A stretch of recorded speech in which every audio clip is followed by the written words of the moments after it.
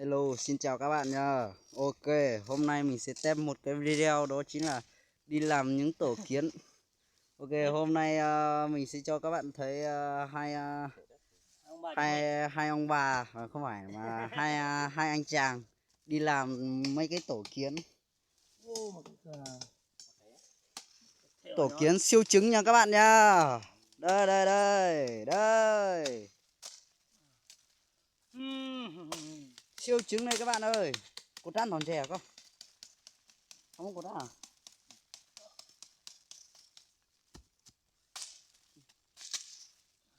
Siêu trứng nha, và có 2 quả thôi các bạn ơi.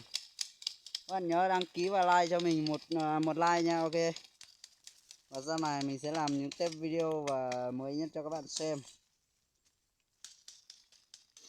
Có cái thì nó có, còn con cái nó không có, nhưng mà còn mấy cái to ở kia là chắc chắn là có nha các bạn. Con Mình cái sẽ thì đưa sẽ con kín và con cắn của con chim thôi. hôm nay mình sẽ đưa các bạn đi xem những tổ kiến của chúng mình. Đây nha, đều là tổ kiến đây nha. Đây còn một tổ bên này nữa các bạn nha. Rất là nhiều kiến luôn các bạn ơi. Vâng, đây rất là nhiều kiến đây các bạn. Vâng, ok, bây giờ mình sẽ lấy những tổ kiến này sang bên kia. Ngã tàn thò tàn niêm rồi. Lên. Ok, mình sẽ đưa các bạn đi xem.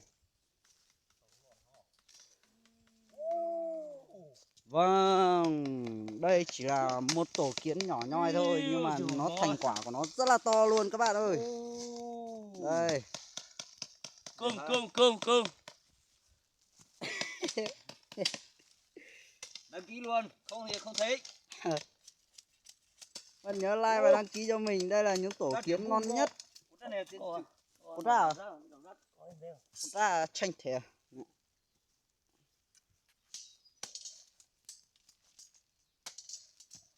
Ui, to này, to này.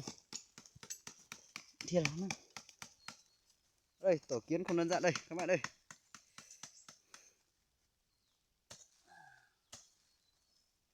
Nho tủ mà. Hả? Nho tủ mà. Ngon liều nho tủ gì?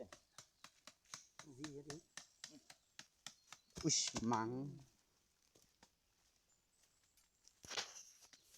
Ơi, xin chào các bạn ơi. Đây chính là thành quả sau 15 phút trong 30 giây.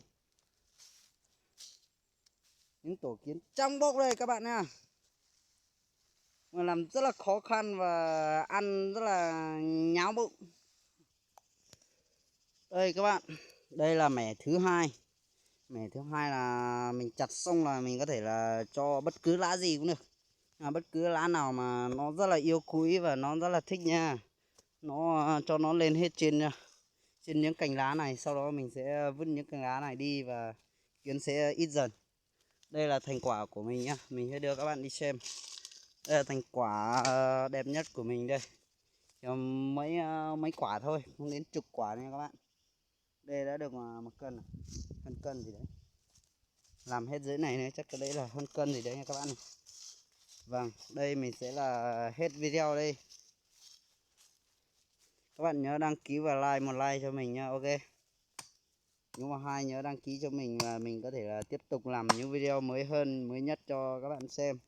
Cho dù video của mình nó có những cái thì mình nói tiếng kia, có những cái mình nói tiếng kia thì các bạn thông cảm cho, vì mình là người gì thì mình nói người đấy thôi. Dân tộc gì thì mình nói dân tộc đấy thôi, cho nên là mình nói tiếng này nó hơi ngỏng ngỏng tí nha các bạn. Ok.